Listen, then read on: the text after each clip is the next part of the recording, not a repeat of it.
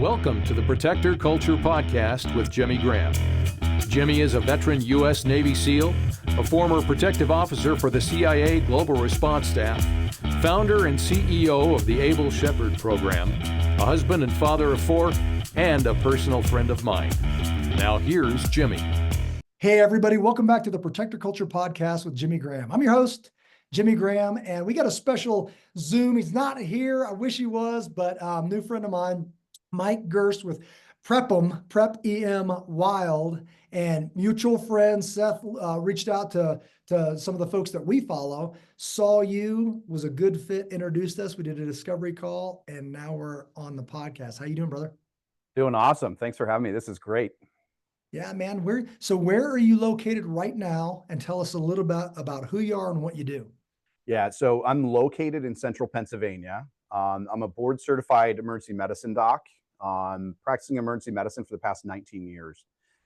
Started my residency in 2005, did a year of surgery. Wasn't a great fit for me because my wife's a physician too. And she's like, am I ever going to see you? Are we going to get married and have kids at any point? If we are, then surgery is not going to cut it. Transitioned to emergency medicine in 2006, finished my training in 2009, and have been doing it ever since. So emergency medicine doc, and I'm also a system administrator. So I'm heavy into, healthcare administration, regionally. And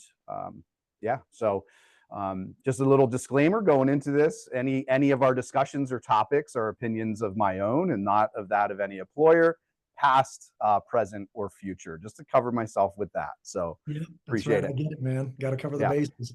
Well, cool, man. As we were talking kind of on that discovery call, first of all, this is kind of I think it's our first, I've done some quick posts, but our first podcast. Thank you, Seth, for coming in. I literally, I brought in like a Rubbermaid container. He's like, do you have any stuff? And I'm like, yeah. And he's like, Nice. Yeah, coins. Like, I think I got a dozen, and we ended up with like, I don't even know, 50 or 100 or whatever. And he's like, we kind of picked the ones that mean the most to me and put them in this display thing, but it does look very cool. We're a little hot on that. Yeah, I love it. You need to work on it. So I think it's really cool, man. Wish I could have been there in person, but yeah, flying to Colorado from Pennsylvania on a Monday is pretty tough when you have to be to work Monday and Tuesday, right? Yeah. And hopefully maybe we can link up when I'm out there in Maine in October. We'll see. I know you're out of town that time frame, but we'll just see. This won't be this will be our second trip out, but not our last. So we'll just figure it out. Okay. It sounds good. We'd love to, man. While we were talking, I got plenty of questions, but while we were talking, what kind of popped to the front of my mind anyways was we're heading into summer. We're really big on adventures, like getting people outdoors. We talk about community, we talk about capability, we talk about adventures. So community, meaning that capability is best learned alongside other brothers, sisters, all that kind of stuff. And that has led us on many adventures to where now people can get real and start talking on a different level. Everybody comes back better. You're better connected.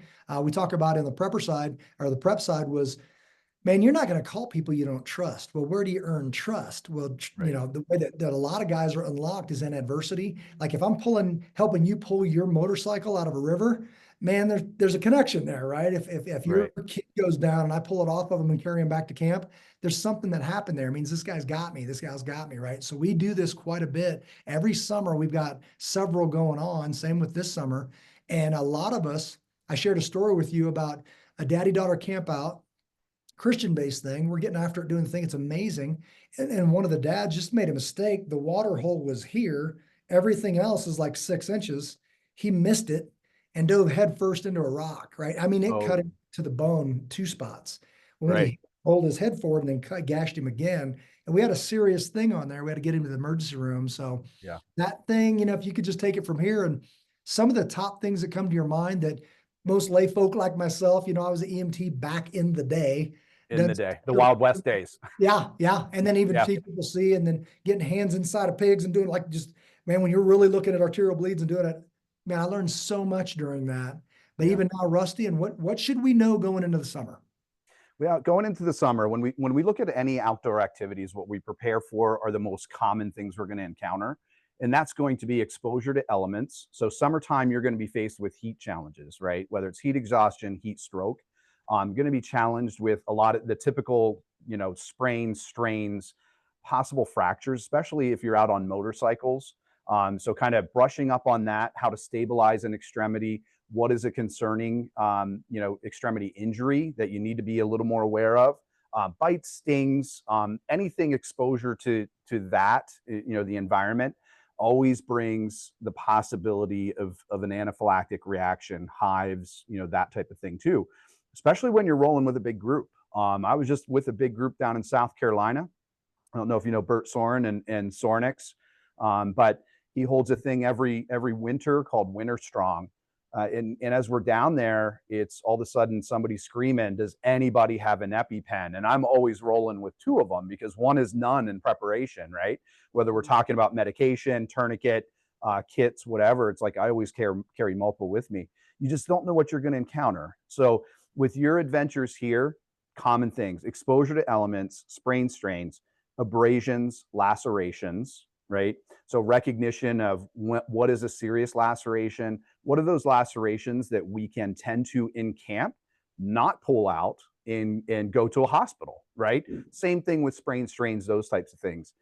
If you're anything like me, I get one time a year that I can go to Newfoundland moose hunting, and I don't care. It's going to take a very significant injury to pull me out of that camp because I look forward to it for so long. So I suspect that a lot of your people are the same way. They look forward to this, and they get an injury, and it's like, when is enough, and when do you have to pull out, right? So Yeah. That head injury situation. It's we see a lot of head injuries in emergency medicine. Most thankfully are minor, but what are those big things that you have to look for head injury? I can roll into that right now if you want. Or so yeah, let's start with that one, because as you're talking, many are coming, because it's like we've been doing this a long time, so we've had some significant stuff. And I think one of the questions for me is, when do we go? When do we stay and go? Head injury is one where perhaps you could do a check and get out your pen and do something like that. And I'd love to hear from you on that. What am I looking for? When is it time to, like, man, we got to go now? Like, this is a big, and we are in a live range. So you're going to hear, I don't know if you can hear that or not, but shots are going to go pop.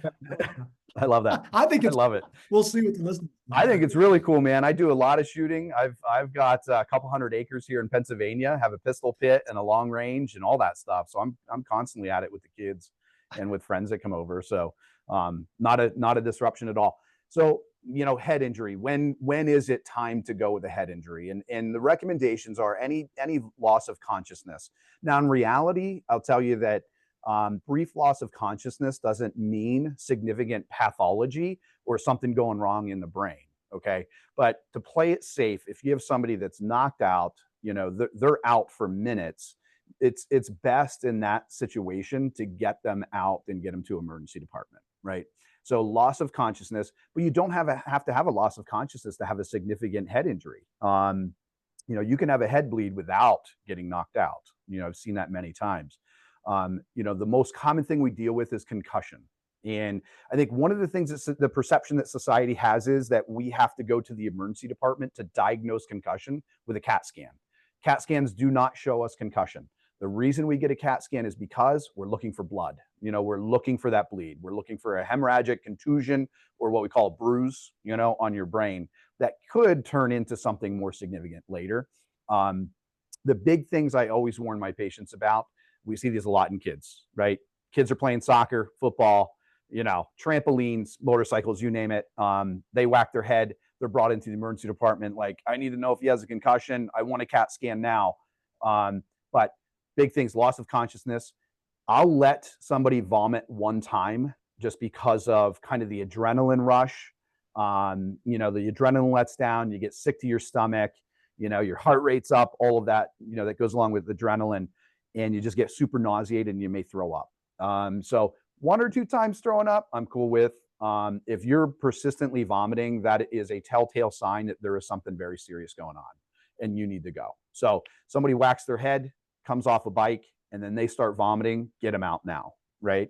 The other thing, anytime we hit our head, we have to worry about the cervical spine too, right?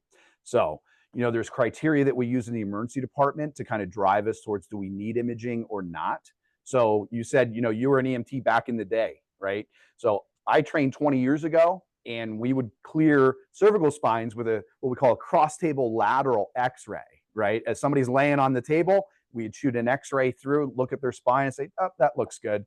research has showed us that 30% of the time we're missing significant fractures with that. So if we're doing any imaging, that's a CAT scan to rule out fracture of the cervical spine.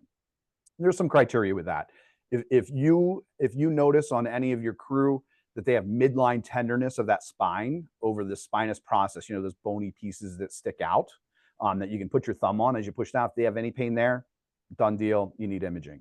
But they have to be awake, they have to be alert, cannot be intoxicated or altered, right? So they have to be able to reliably tell you what's going on. They can't have a distracting injury either. So you can't have somebody with a potentially broken wrist, broken ankle, and clear their spine in the field, right? So because that injury could be distracting away from that pain in their spine. And they can't have any neurologic changes. So anybody that falls, hits their head, and they're saying, man, my hand's tingly, my feet feel tingly, that's an automatic stabilize the spine and get to an ER with caution, right? Make sure we're stabilizing. But you know, so as you're out on the motorcycle, that's a big thing. Pupils and all that, pupils equally reactive to light. Is that still something they do? Yeah, that's we still follow that, but in terms of that head injury screening, obviously, if you notice one pupil's way bigger than the other, that is a serious thing. So that's what that's a blown pupil. So that means there's a significant amount of blood, compressing a part of the brain. Those patients are usually altered. Not always, but I mean, typically the ones that I've had are altered. They're in bad shape. Like there's no question of whether or not you're going to pull out somebody that has a blown pupil. That's a significant amount of blood. Okay. Yeah. So we mentioned, we mentioned that head injury, and that was it was one of those, as a dad, yeah. We just talk about stuff. We've got some stuff in the truck. My girls know that, hey, go grab it, rip it. It's Velcro, so just pull. And they're all hanging out, having a good time. They're with their little friends. I got one right next to me, kind of touching the waters. It's too cold to get in. The other one's already in that hole with her friends. And then this guy goes in there and he looks up and his eyes are just, like that hole, like he got clubbed. Yeah. Like, hey, walk to me now. And he's like, I'm okay. I'm like, you're not okay. Walk over here. And he's just gushing and he's wet anyways. So it's just pouring. So he walks over. And scalp injuries gush, man. They're scary. I told my daughter, I'm like, hey, med kit, my truck, all this stuff. She runs in there, comes back, throws it to me. But now it's direct pressure because he's filleted open, right? And in 2 spots. And now we just wrap it, compress it. And now with wet clothes, everything, we're off to Granby. It was in Colorado, right? Granby, Colorado, to go to the ER and all that stuff. They ended up being okay, but then he comes back. We watch him through the night, all that kind of stuff. Yeah. But anyways. So an important piece that you said there, Jimmy, that I love hearing is wet clothes off, right? Because the last thing we want in trauma is hypothermia, right? So trauma with hypothermia, the chance of bad outcome goes way up. So, and we may not, summertime months, we may be thinking like, oh, it's hot out, but you have wet clothes on and there's a little bit of a breeze, people will get hypothermic. So if you're experiencing any sort of trauma and you have wet clothes, get them off, get them in something dry, get them out of the element, get them out of that breeze so their core temp doesn't drop. So good on that, man. Yeah, solid point. Yeah. So now going into, you're talking about exposure. So now we're going to the summer. We're on another ride and it's heat. So can you talk about that? When is it heat exhaustion? When is it heat stroke? We had some guys that were literally, we didn't even have a call and get EMS here, and it was close to that, but we chilled them out. It wasn't quite Death Valley. We did go through Death Valley, but one of those ravines that was just pea gravel. We're on heavy adventure bikes, packed out for 9 days, and you're going 5 feet, falling over, digging out 5 feet for hours and hours, and dudes are starting to go. So we had to get them in the shade, get them cooled off, do all that stuff with water, while the other guys just inched their bikes times an entire day. So what are you looking for there? Yeah, it's, heat exhaustion, kind of the differentiator between exhaustion and stroke is typically, the ability to sweat. So as you go from heat exhaustion to heat stroke, you stop sweating and you become altered. People will be really, kind of out of their minds. May have an appearance or a presentation of almost psychosis when they're in heat stroke. We're usually not carrying thermometers with us out in the field, but that number that we look at is a temp of 104. So, outside of any illness, infection or anything like that, you hit the point of 104, then you're in the heat stroke region there. But, heat exhaustion, people may start cramping. They're still sweating, cramping, get nauseated. They may be vomiting, may have diarrhea, but then that just kind of fuels the whole thing, because now you start getting to dehydration, right? And I think the one mistake that a lot of people make, especially when they start having, like vomiting, diarrhea associated with this, is they start slugging away Gatorade. And I am so anti, sports drinks. They don't have a place in medicine. Loaded with sugar, the electrolytes that are in them, really, they're not going to replete much. I mean, it's going to cause more damage. So you can get what we call an osmotic diarrhea, where the sugar that's in that sports drink associated with those electrolytes goes into your gut. It'll actually pull more water into your gut and flush through. So I've had patients that have literally been told, when they're on outdoor adventures like this, just keep slugging away on Gatorade. They end up getting diarrhea, and they take it serious. Every time you have a bout of diarrhea, drink another bottle. And I have patients that have put themselves into kidney failure and ended up on dialysis and doing that. So, wow. Yeah. So we want to, you certainly want to be cautious with that. I still think the best sports drink that you can create is, good safe water, Himalayan pink salt, because that's going to give you the essential minerals that you need, and squeeze of half a lemon. Wow. Honestly, I tell all my patients that stay away from Powerade, stay away from Gatorade, Himalayan salt, a lemon, and water. That's really how much salt are you talking about? About an 1/8 to 1/4 teaspoon, Okay. Depending on, certainly volume. I mean, if you're doing a little cup, you're going to do less. If you're doing, a mixer bottle like this, then, you can certainly go to 1/4. Okay. So 1/4 teaspoon, like a 32-ounce bottle or Yep. something like that. No. Yep. Okay. That's fantastic. So we had another guy came off his bike. It's just one of those things. Skilled rider, better than me. He goes down into a dip and, gets rocked, thinks he hits first, kicks it into neutral, goes to power out and get his front tire up, digs it, and just comes off and snaps his collarbone. And we're in the desert. We're in the middle of nowhere. And now it's time for a long hike for somebody else, me going and riding his bike out and then getting it to a place where it can be trailered. So like something like that, for splinting or setting or whatever you got going on, somebody goes down hard like that. What are you looking for? Yeah, the interesting thing about collarbones, your clavicle, there's not a whole lot to do for them. We identify the fracture. Now we will put fancy figure of 8 braces on. It's kind of like a double shoulder harness, like we'd wear for, pistols, right? So it's kind of like that. What it does is it keeps your shoulders back and just kind of puts pressure off of it. Okay. Now, when we get a segment of that's going back and down, so your neurovascular bundle comes right under your clavicle. Okay.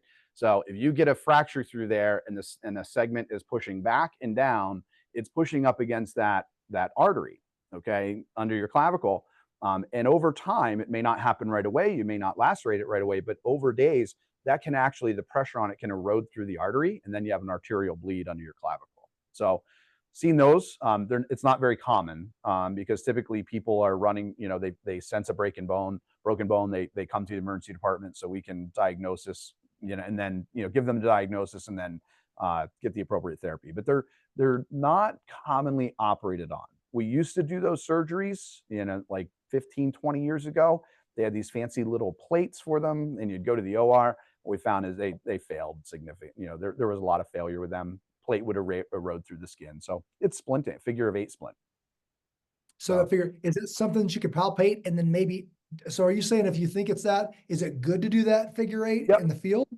Yeah. Okay. So you certainly can. So, you can, through use of your backpack straps, something like that, you can makeshift one, right? So if you can get some straps and kind of pull their shoulders back. Now, like I tell everybody, if it hurts more, don't do it. Right. So but I mean, it's kind of common sense. But sometimes as we tell people, this is what we do, or this is how to treat it, they do it, they're just going with it. But now if you can get those shoulders back, oftentimes it takes the pressure off, because you can imagine as you're kind of hunched forward and you want to get into a position of comfort, somebody breaks their clavicle, they're usually coming in like this, right? And it's just taking those ends, and it's almost like a bayoneting, right? So those ends will kind of bayonet on one another. So what you want to do is kind of get them back out to length and get some pressure off them. Yeah. Most common. Something I should have done a couple times ago. Most common broken bone in the body is the clavicle. That's good. Yeah, because he was in a lot of pain. Yeah. We sprinted to lift up the weight off of it, but it was slow moving, just barely getting out of there. But it's Yeah. Now, see, that would be an injury that if I have, you're not pulling me out of moose camp. You're just gonna stay. I'm just gonna stay, and hopefully it's in my non-shooting shoulder. Hopefully it's my left one and not my right, because if you're shooting with one of those is going to be miserable. So I've got we put together kits, but what we've done is, the deal, like you can spend a bunch of money and then get a really, really good tactical one, and now you're in the hundreds. You can go to Walmart and get like $20 one that you wouldn't use, and it's kind of garbage. So what we just tried to do is find components, get the bags, build them out together. But if you're going out, trying to keep the weight relatively light, not a full on, trauma kit. What's in your kit? What are the essentials if you had to pick a few things? Yeah, so it's interesting because we're actually developing one, at Prep'em here, because I've had a lot of these kits over the years, and what I found that I was doing was I would get it and I would take a ton of stuff out of it, right? So most of these, and this is not meant to be disrespectful by no means to any of these companies or Sure, who's creating them. A lot of them are battlefield medicine, constructed, right? So you're seeing chest seals and, all, combat gauzes and a lot of these types of things. So, my essential kit, honestly, is focusing on the most common things we're going to encounter. So the most common things are going to be burns, lacerations, sprains, strains, fractures. So a good splint material, those foldable aluminum splints are a godsend when you're out there. They come in so handy. And then a non-adherent dressing, dressing that's not going to stick to a burn, some basic Vaseline, or if you want Neosporin, that's fine. But we treat burns essentially with very thin layers of Vaseline. For these first and second degree burns, that's all you need. You don't need Silvadene. You don't need a prescribed antibiotic or anything along those lines. You need to keep it clean, keep it dry, and a non-adherent dressing. So when you go to change that dressing, you're not peeling off, layers of your skin with that, right? Yeah. Now my kit's a little different because just because of my training, my background. So I'm going to have suture material and I have skin staplers with me. What you can get done with a skin stapler in a very short amount of time is amazing. And, a funny story about that, when I was in training, had 5 traumas come in at one time. I'm working through those and I come out into the main department area and I'm walking by this room and I just see a pool of blood on the floor, right? So we start talking about hemorrhage. What do we, stop the bleed? We start, educating on pooling, spraying, soak through clothes, all those things. And I just see a pool of blood under this gurney. And I go in and this elderly lady had fallen and she had caught the corner of a cabinet. And I kid you not, she cut herself from the bottom of her chin, up the side of her face, all the way back her scalp. And she's bleeding a lot. So I grabbed the stapler quick and just right down through. And I was proud of myself. Until my attending trauma surgeon comes in and goes, "Who stapled this patient's face?" Right? And I'm like, man, we're taking care of 5 significant traumas at one time. I'm just stopping the bleed here and I don't have time to sit there and throw suture after suture. So I thought it was a great job. She was irritated by it. So this is what it is. But, if I'm out. Is that something due to your training, can you get a skin stapler? Could I buy one? Is that something I can? You can buy them actually. I was actually I was researching this, and you can go on Amazon now and buy skin staplers. Now I don't encourage everybody to go out and start buying skin staplers and throwing staples in everybody, but I would say a little bit of training in that, you become very proficient very quick with a skin stapler. So you have these big lacerations, wash it out, keep it dry and staple that thing closed and put a pressure bandage on it, and you're good to go. Yeah. What about like super glue and butterfly stitches? Yeah. So butterflies, especially, so you're going on a summer deal, right? So those butterflies aren't going to hold up. People get sweaty, those things come off. So, super glue, depending on the area. So I use super glue a lot on the face, forehead, cheeks, around the upper lids, stuff like that. You don't want to get it close to the eye. You don't want to glue somebody's eye shut. But it can be very useful depending. So, if you're out on an adventure and you have a laceration on the palm of your hand, I'm not using glue. That's going to wear off within a day or two, even on the forearm, so if you're out and about, the likelihood of that wearing off is pretty high. So, I've always wondered about how wet it is. If it's bleeding, will super glue work? Like, do Yes. you put it inside, like do you put it right inside the wound and pinch it? Well, so you bring the wound edges together the best you can, Yep. and you just kind of swipe across that thing. You're going to get a little bit of oozing and blood come out that'll collect under the glue. It looks horrible, but you're not going for looks, of how the glue. You're going for, effectiveness there. Yeah. It's fairly common practice in elderly people that get these bad skin tears, right? And their skin will just roll up like a carpet. And so it's just like, wash that out good, roll it back down. And a lot of these elderly people are on blood thinners. So they just ooze and ooze and ooze. And you don't have enough skin there to really throw sutures into, right? Yeah. So you kind of roll that down and you just paint it with the glue. And it works like a charm. I mean, I've used like 20 to 30 tubes on some people of the it's called Dermabond, or, that skin glue, medical grade. But I've used regular super glue. I've used Gorilla Glue on myself and friends when we're out in the middle of nowhere. I mean, it's the difference of you buy a $20 tube at Lowe's or something versus a $200 tube that's medical grade, because medical systems jack the price up, right?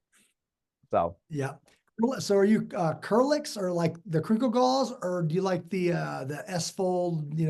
Obviously more expensive and with the coagulants, or more pressure for more time? Yeah, so I love the S gauze that's kind of compressed into a brick, and that's just space saving, especially for being outdoors and adventure, right?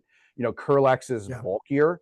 Now, it depends on my setting. If I love Kirkuks. I use a ton of Kirkuks. It has so many utilities. If you have a broken finger, man, you can just wrap that Kirkuks and you're splinting your finger that way, because you're just getting a bulky dressing, right? So you're not going to be able to bend that finger. But that kind of compressed S gauze too, I love that stuff. So I carry that in my kit with me. You have a little brick of it. What is that? That stuff's like that big, maybe. Man, and you unfold that and you've got a ball of gauze like this. And as far as space saving, it's fantastic. The combat gauzes, I think they're essential. If you're running, I've had people accidental discharges while they're out hunting, have accidentally shot themselves in the leg, or you name it. To have a gauze like that, particularly if it's in a junctional area to control bleeding, right? So if it's lower extremity and you have a tourniquet, tourniquet's is what's gonna get the job done. These areas, armpit, upper chest, that type of stuff, having a combat gauze to just pack that, and then pressure. And it's always pressure. Always pressure.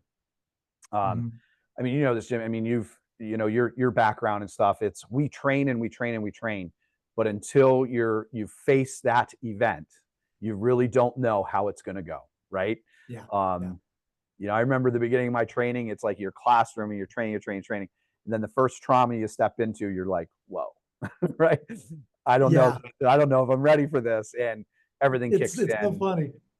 You'd appreciate this. We're doing a de-escalation course, right? And I've taken so many of these courses. I've been certified, trying to be like reading the books and doing all that stuff. And then you're like, man, I paid for a certification. Then a guy got in my face and nothing's coming to mind, like nothing from class. You're like, oh, we're back to like biting ears off and stuff, So now we're launching one where I love simple. I love, hey man, give me a couple defaults that at least they come to mind, and then we can work out of the hole from there. Like once your heart's beating, right? So that's why I love reality-based training, right? You get everybody's heart spinning up and put them in a thing that they don't know, and now figure it out. Yep. It's emergency medicine is quite simple. That's why we talk about the ABCs, right? We don't really go beyond C. We're not. I guess we're not intellectual enough to get further along in the alphabet. So it's airway, breathing, circulation, and that's the mainstay of our treatments. Is the mainstay of our training. I mean, if you become proficient at maintaining an airway, recognizing breathing difficulty, how to impact breathing, and then circulatory issues, you're going to get somebody. You're going to at least be able to stage them to extract them, to a department where we step in and take care of them then. But as you're out there doing these things, I mean, that's what's essential. Bleeding control in what you encounter is probably the biggest skill that should be taught, and people need to recognize and work at. Yeah, awesome. I know that it's come a long ways. I work with a lot of people that do basically when we talk about emergency medical aid, when we're talking about active shooter, and for most people, what they could do in a life-saving situation where they could be salvaged, that tourniquets, wound packing, chest seals. Yep. Now there's stuff that you can actually do that in a couple hours and really just kind of get your hands into some, some fake training stuff. But now it's not the first time you've ever thought about it. Right. So that's really good. You mentioned burns. What am I thinking of with burns? Wet, dry, clean, like where like somebody burned themselves, they fell in the fire and they got some stuff going on. What am I thinking? Yeah. So first thing you want to do, and it's interesting, I recently put a video up on this about management of burns on our social. And it was really, I'll put videos up to kind of spur discussion. I'm very much, I love to learn from my patients and from the community. I'm not one of these, physicians that think that I know everything. Sure. I approach every encounter with my patients of, I hope to walk away with something new. And it was interesting with this video because all of the remedies that people had, like putting mustard on it and vinegar and, all this stuff. And I'm like, whoa. Burn care is very simple, right?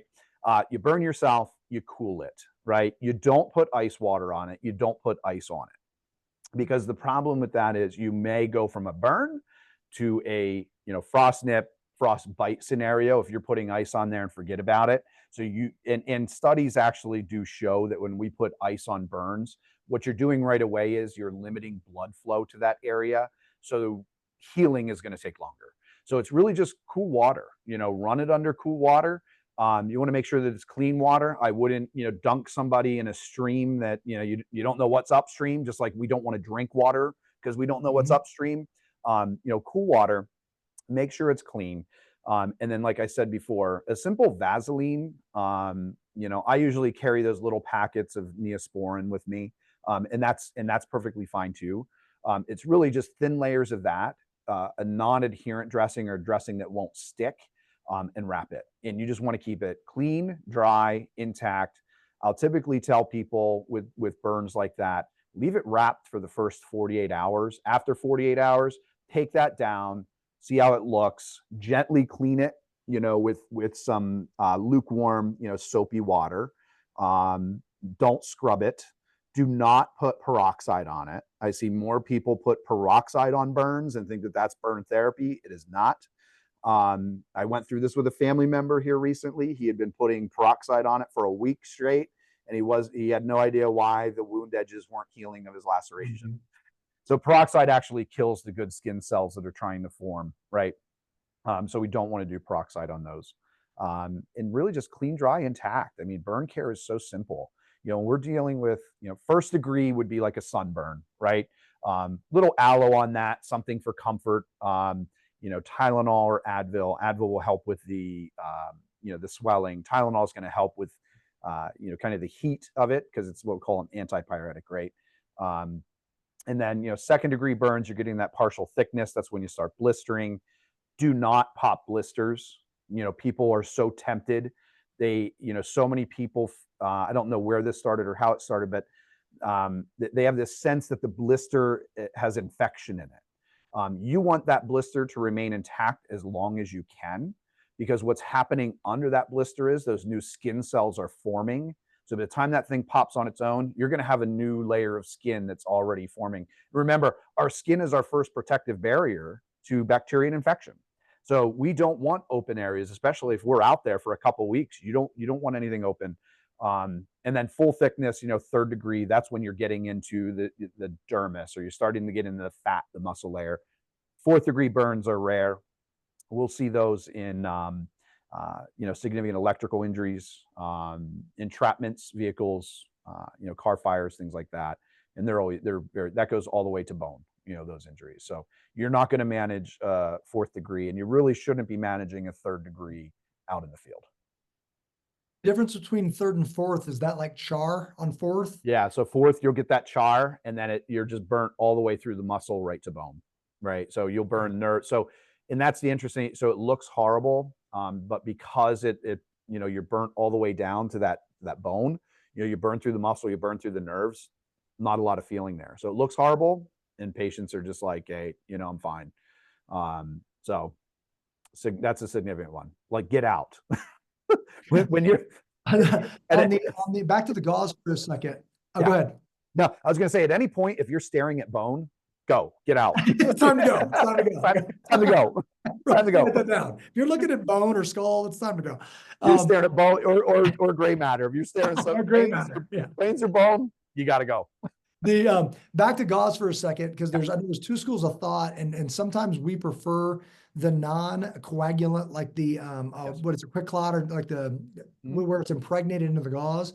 Yeah. Simply because it has, if you're in an active shooter situation, church and schools, we work with that a lot. People that are, just say on a budget, because they're just working folk and they just want like a kit. We say one per vehicle and one in your house, those little grab me kind of deals. Yep. We don't want an expiration date. You know what I mean? So a lot of times if they've got the coagulant in it, it's got an expiration date. Well, now you're expired. Now you're violating the thing, where if it's just Curlex and a couple, 2, 3 of them in there, then they'll be in there 5 years and they're still going to do it. It's going to require pressure longer to coagulate.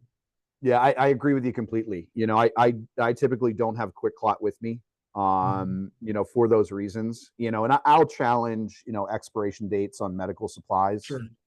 It's, typically it's, double what they'll list. So if I have it with me, it's like, I'm going to use it even if it's expired.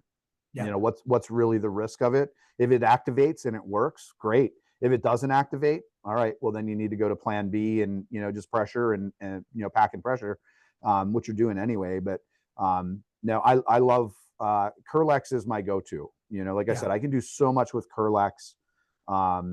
It doesn't matter. I mean, you can use Curlex to secure splint materials. Like I said, you can use Curlex to stabilize a fracture, even a wrist fracture. I mean, you bulk that up enough, they're going to be more comfortable. So, as far as this popped in my head when you were talking about clean water, dehydration. If you're out there not very long, is it better to drink questionable water than to not drink water?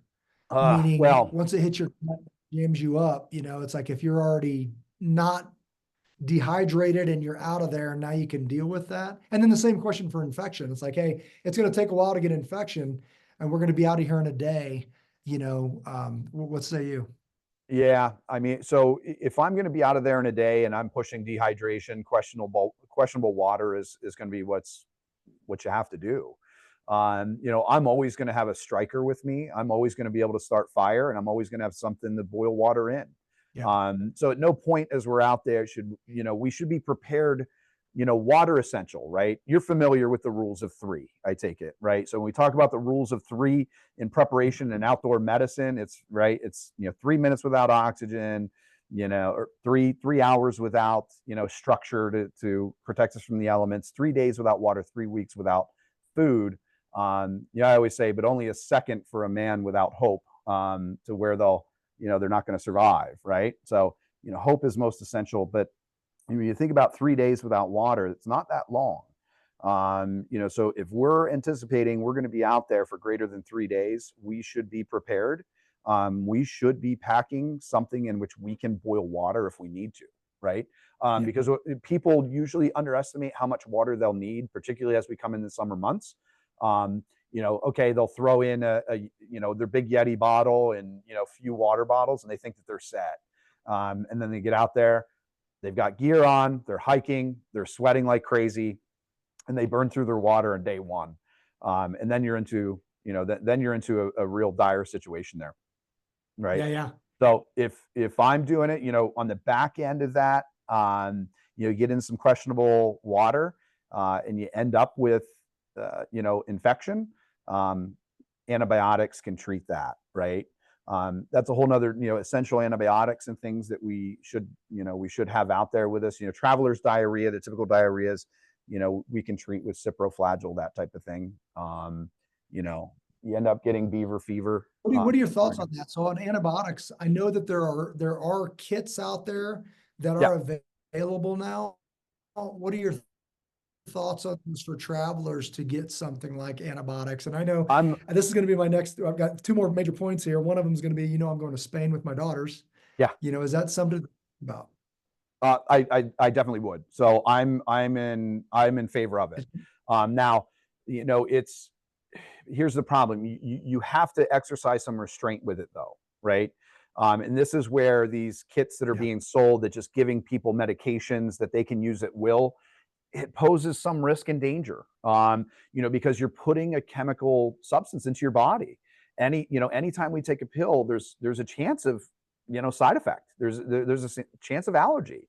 So you really need to be cautious with how you're using it. But in an environment where, like when I'm in Newfoundland moose hunting, the closest hospital is going to be at minimum 6 hours away, on a good day. And getting there is a real challenge. So, granted, I know that I have a skill set in knowledge base that's a little different. I know those medications, I use them all the time, but I'm in favor of it with caution, right? Yeah. So don't get a little sniffle and pop the Z-Pack right away because you're like, I have a sinus infection, right? Sinus infections are the biggest BS. Anybody that gets sinus infections, I apologize to you, but I think sinus infections are the biggest BS. That one of the biggest things that we experienced in medicine that was a billable, a disease that we could bill for and then prescribe for as well. But, vast majority of the time it's a viral infection. So, but to have one of these kits where you have epinephrine available, you do have a Z-Pack available to you, Cipro, Flagyl, those medications. I mean, Keflex or Cephalexin. I mean, anything that you encounter then, you should be good to go as far as infection, right? So if you get a traveler's diarrhea, now don't go treating it day one. We don't typically classify diarrhea until you've had it for 2 weeks. This is my wife's department. She's a gastroenterologist, so she lectures me all the time on the diarrhea and overprescribing of antibiotics for diarrhea. She'll hold off for 2 weeks, but don't go using those medications on day 1 or day 2. You want to see if you can work through it on your own. Yeah. But, so we talked a little bit about this on the first call when we were just chatting, is your health, overall health, and the importance this plays in this is, are you taking care of yourself? You're going to go off on these adventures. You're sedentary because you're working and you're like, and all of a sudden you're launching off into some kind of adventure on a motorcycle for 9 days. Right. So just general health and you want to talk about that as like how big of a role it's huge. I mean, it's huge. And, I did a whole video on this too, really looking at all the changes with our current, government administration and, things that have been found in Doge and, all these other, this big debate that's going on. But at the core of this is, we have to recognize as a country and as a society that we're in poor health. We spend more money on healthcare than any other country in the world, to the tune of 4.7 trillion a year. It's, nearly 20% of the GDP, the gross domestic product. And when you have that much money tied to one entity, there's going to be corruption there. There's going to be greed. There's going to be people using it to better themselves, right? To get rich off of it. And unfortunately, that's been the trend of medicine. And I recognize that. A lot of physicians recognize that. I think the biggest risk to our health in this country is the corporatization of medicine, the corporatization of healthcare. And, there's now a term going around that this isn't a healthcare system. This is a sick care system. We focus very much on treating sick where, we're not focusing on, bettering health. We're not focusing on prevention. Right? We say we do, but the reality is, show up to work with me one day and you go from room to room to room of chronic disease, of things that we should have taken care of 20 years ago. Right? So, as far as these adventures, number one, recognize your limitations. I think another danger within our society is creating this, people are fat phobic or, and this body positivity, kind of mindset. And I want everybody to be comfortable in their body. And I don't want anybody to feel shame or, but recognize the disadvantage that it puts you at. Right. So if you are obese, the challenges to resuscitate you, the challenges to care for you are great. Anywhere from establishing an airway to intubate, something as simple as starting an IV can be a great challenge. Right. So health is everything in this, and making sure that if you have a target on your calendar, you're going on this adventure, work towards it, get out, get active, get moving, push yourself a little bit, see what your limitations are. Because when you're out there, knowing your limitations is what's going to save your life. Being ignorant to that is going to put you at risk and you're going to die. Right. And then you're going to be getting a phone call. And I say that like, that's the truth. You're going to die. Health and wellness is everything in our space. What you're doing, obviously what I'm doing, emphasizing that health and wellness is everything. And our country recognizing that we haven't been steered in the right direction as far as healthcare and how it's my wife is absolutely health freedom. She was just rooting for RFK, this Doge proposing things. It's exactly right. And it's learned this in buds. It's a lesson my entire life. It's easier to keep up than to catch up. Like if you can stay, a little bit of sacrifice to just stay here. Because when you fall behind, good luck catching up. Right. And it's the same that's right. All that stuff. You fall too far behind and it's just, it's astronomical. I mean, Jimmy, it's nothing to have people come in and they're on 20 different medications. I mean, that's the norm now. They're on 20 different pills. You go through the medication list. It's a list of 20 pills. You're like, what are we doing with this? And I'll argue that, it's kind of like, and they exist, but it's really tough to name a pill that actually cures. Absolutely. It bandages, and it oftentimes in our society now it appeases, and that's the challenge for us as ER docs now.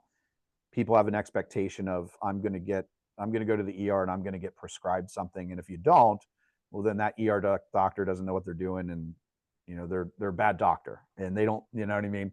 And the complaints start flying around. It took me 20 years to get VA benefits. Like it's just at a 10%. I go in there and it's like this.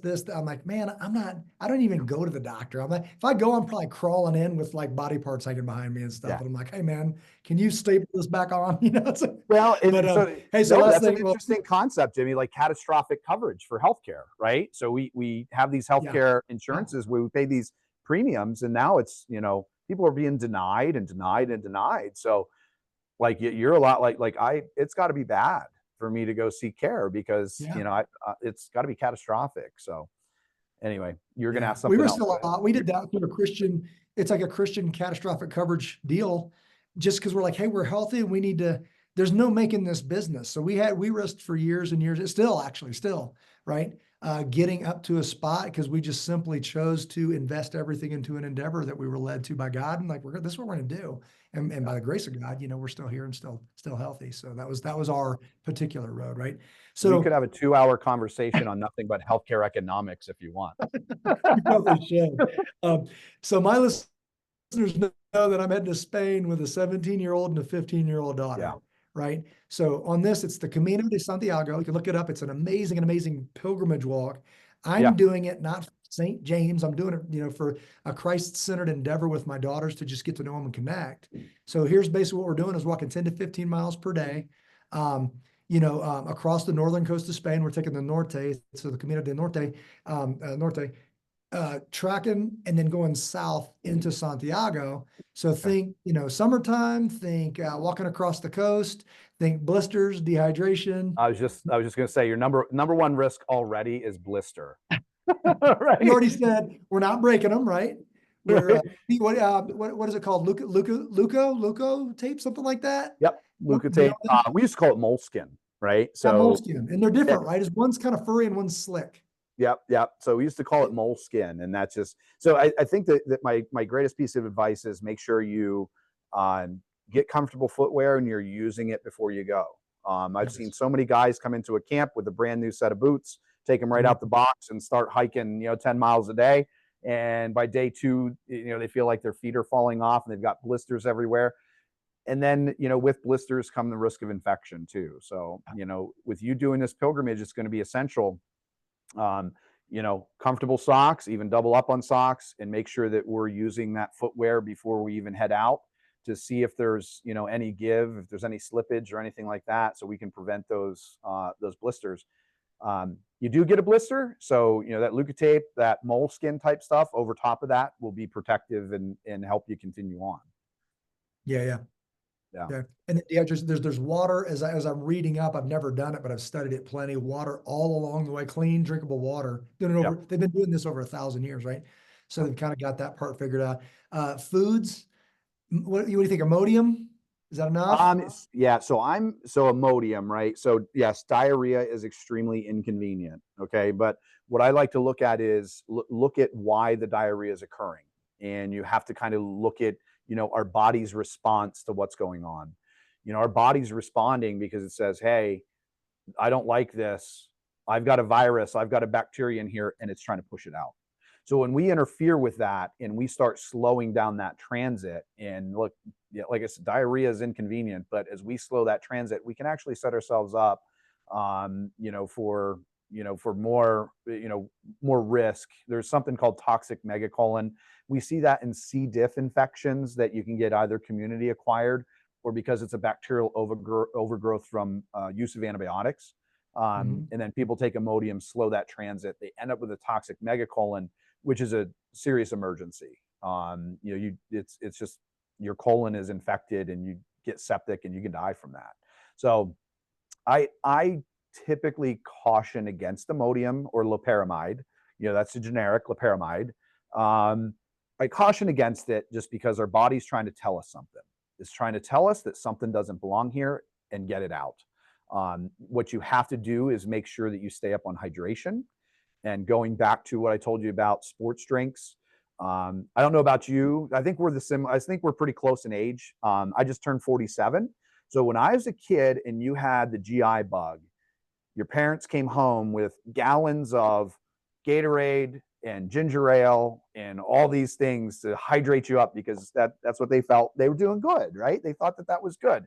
And all they were doing was just prolonging the course of that GI bug by doing that. Just gave you worse diarrhea. So, sodas, coffees, teas, sports drinks, no good when you're challenged with diarrhea. Stay away from them.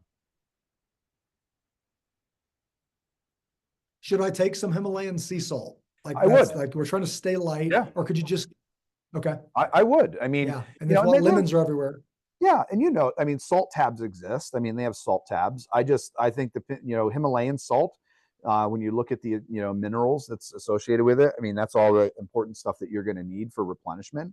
So it doesn't take up a lot of space. You can take one of them little snack Ziploc bags of it, throw 1/8 to 1/4 of a teaspoon in there every morning. If I'm doing that amount of hiking, like you're going to, I would start every morning off with that, right? Yeah. Hydrate up, get the essentials in, and then go about the day. Set yourself up for success.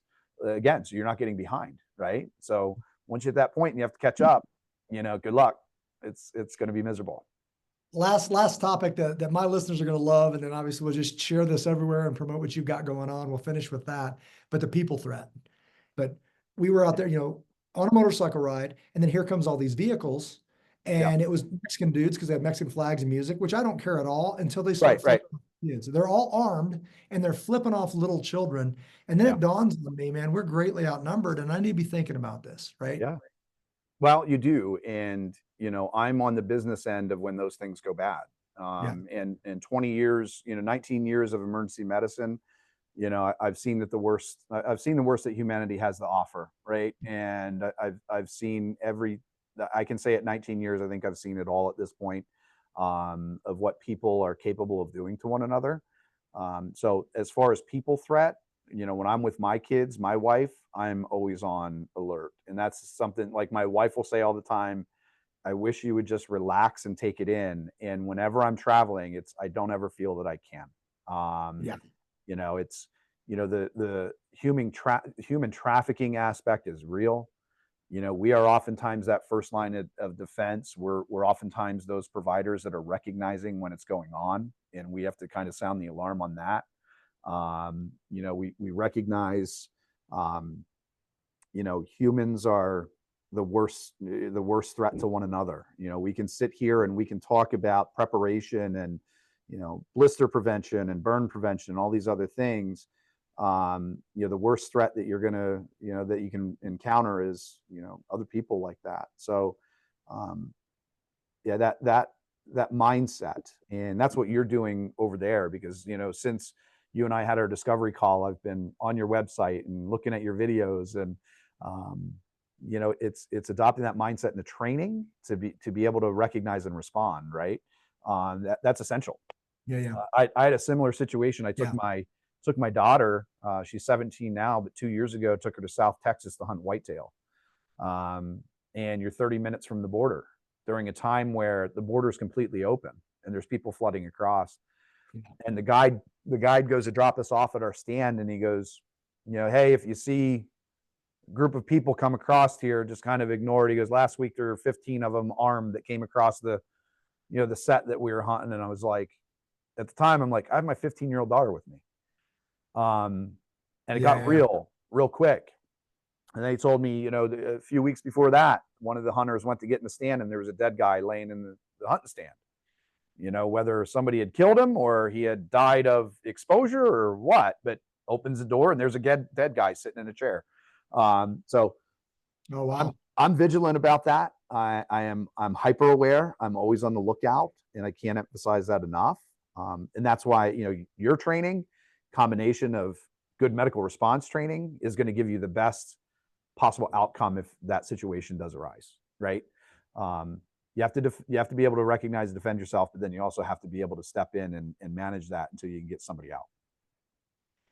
We were just talking about this on these adventures. Maybe one more year where I'm on a motorcycle or out there with my son, but then I'm considering kicking into the support crew. Yeah. Part of that, the main thing on that is we've had people go down, and by the grace of God, it hasn't been a huge can't walk thing. Yeah. But if it was, it bothers me that we can't get them Yeah. out of there. So I'm looking at creating, whether it be a Jeep base or a Toyota base flatbed, with some systems to lock them in. And I'm going to go to search and rescue folks for that in a minute, what they've got going on. And the rest of it's kind of nicety stuff. We got the fold out stoves and place to sleep and horizontal spaces, but that'd be fun to develop and then get out on some adventures and then record it. Oh my, yes. That would be awesome. Yeah, that sounds like a really fun project. Something I didn't touch on though, when you're talking about lower extremity injuries, when you're on bikes, Yeah. I'd say the most important lower extremity injury to recognize is knee dislocation. Oh yeah. The reason for that is because when you dislocate that knee, you can shear your popliteal artery. Wow. So then you are in a situation where you have to get that revascularized, or else you're going to lose the leg. Oh wow. So I've had athletes and people outdoors that have done that, and it's like they'll just grin and bear it and have somebody reduce that, and then they're like, all right, I'm good. No, like we do advanced imaging for that to make sure the artery is still intact. So you don't. A 15-year-old girl just lost her leg over that, actually. In the field, are you just checking pulses to get them out of there, or what can you do in the field? Yeah, that's the funny. So you can still have faint pulses when you shear, when you disrupt that. But that a knee dislocation, it's recognizable. Sometimes you have that proximal tibia, that plateau fracture that looks similar. But when you have a dislocated knee, man, it's doesn't look right. It's not right. But in any time you have a fracture, particularly dislocation, where you don't feel pulses. So if you have a dislocation where you don't have a pulse, dude, you don't even have time to wait to get them out. You got to put that thing back in, right? Or else they risk, necrosis of those tissues and losing that part of their extremity. So that's one of those things. Bite down, gotcha. Chew on this, and get it back in, right? We're supposed to. And they're fun to do too. Awesome. And ankles are so well, it's instant gratification. It's one of those rewarding things that you have a problem, right? Through your skills, you can fix it. Yeah. You're good to go. And honestly, ankle Is it dislocations. typically pulling away from? Yeah. So how do you know where it goes? Well, through anatomy and knowing your anatomy. So, if you have your hand like this and it's sitting back here, that hand needs to come, back, more prone, right? So, when you have a bad dislocation, you know where it needs to go. And the beautiful thing about ankle dislocations is when people dislocate their ankle, I've seen some pure dislocation with no fracture. That's super rare, right? So that's pretty rare. But typically when you dislocate an ankle, you're also breaking the fibula and the tibia there, and oftentimes the back part of the tibia. So you have what we call a trimalleolar fracture. And honestly, those ones, you grab a hold of them toes and just pull up and everything will just go right back into place, right? So it's so sloppy and the ligaments and the bones are broke. You just grab the toes, pull that leg up, let gravity do its thing, and they'll slide right back in. And then it's just a matter of splinting that, right? So I hope you guys have like gobs of the aluminum splint material, and Sam splint kind of thing. Yeah. Or yeah. No, not Sam. It's them. They're orange. It's just foldable aluminum splints. They come in so handy in that environment. That's what our kit will have, an 18-inch, one of those in there. Because again, that's one of the most common things that you're going to encounter, right? Sprains, strains, fractures. No, we haven't carried that, so I'll have to look into that. So I would strongly encourage you, because especially if you're on bikes out there, and let's say you do get a knee dislocation, to be able to put one of those splints behind the knee for stabilization. A, it's going to bring comfort. B, it's going to, eliminate any further damage from that thing, from the bone sliding around. Ankles, wrists, all those good things, right? Rib fractures, we don't splint, right? We don't bind them. We don't wrap them. They are what they are. You end up binding and wrapping them, then you have a patient that can't move oxygen, can't breathe, and they're going to be worse off, right? Yeah. What am I looking? That splint. What am I looking for? Like if I go on Amazon, look for that. I'll shoot it to you. Okay, awesome. Yeah, I'll shoot you the info on it. And yeah, you definitely carry those. Especially with the stuff that you guys are doing. Yeah. Awesome. But you guys helmeted, I take it, visors, all that good stuff. Okay. Yeah. Goggles or visors. It's like a mom or a dad, and both sometimes with a child times 5 or 6, that kind of thing, and a couple of support vehicles. So typically there's enough room. We want to keep it light, but there's enough room if we need stuff like that. Okay. I'm just thinking eye injuries too, and how you need to be prepared for those. Obviously, if you have any penetrating eye injury, somebody catches a stick through it, nail, whatever, don't move it. Don't take it out. What I tell my medics to do, put a cup over it, right? Mm-hmm. And just kind of Kerlex that around, Kerlex that on just to protect the globe. Okay. Yeah. I've seen some people have gotten a stick or something like that, and then they put the eye shield over top of it. And it's like, you just drove that stick like through the back of their eye now. Because they hear, they see eye shield in their kit. And this is one of the problems with these kits out there. They have, you see these things that are being marketed. We've got 256 items in ours. Yeah. But do you know how to use it? Right. It's great to own a kit, but are you training with it? Do you know how to use it? That's why I think less is more. Simple is going to get us a way better outcome than having all this material in a kit that people are going to feel that they need to use. Right. So when I see an eye shield come in over somebody with a nail in their eye, I'm like, oh, well, that's so the Camino, what they recommend is 10% of your body weight for your whole pack. 10. Yeah. So I'm looking at 20 pounds. You get a couple pairs of clothes, rain jacket, little puffy jacket. You start using it up quick. Yeah, it's not much, man. I mean, when you look, it's like you're not out there rucking with 60 pounds on, right? It's like them days are over for me, brother. Like I've had an ankle 51, and we're done with that. Yes, done with that. Like if they stay, I had an ankle reconstructed and the knee reconstructed, man. It's like, and that's something that I did to myself out in Colorado, archery hunting for elk. A stupid move, man. 9 miles down in a canyon. This bull winded me. I had him at 25 yards, and I'm just not in my head. Just, kind of got out of the whole zone, worked down this mudslide, and there's a down tree, and I stepped between the 2 trees. And then my bottom foot gave out. And dude, I just felt the crack, felt that pop, and I knew what I did. I tore my MCL, tore the meniscus, but now I'm 8-9 miles down in a canyon, and I've got to get back out. Just you? Right? That was as a guide with me too. But, good. Dude, it took all day. It took all night. That was miserable. Dude, I got back to camp and my knee was like, full of blood. Right? And I'm like, full of blood, drain, put a needle in it, drain it quick just for comfort. And yeah, it's pretty, be careful out there. Yeah, absolutely. Awesome, man. I'm excited about what you got going on. Looking forward to doing some stuff with you. Man, my mind's spinning about, I talk about this all the time when I'm drawing on napkins, the recovery vehicle in order to get, say, my son or anybody's son out of the mountains after that. So that's going to require some welding, flat truck, all that just gets fun when we start talking about it. So we'll definitely be in touch. But can we close out? I'll give you the last word, any messages, and then how can we find all your stuff? You mentioned some videos that I want to check out. Where do we find all your stuff? So Instagram right now, it's, we're still new. We really just started this past year, really just through social media. Instagram, Prep 'em Wild. It's Prep 'em _wild is the business account.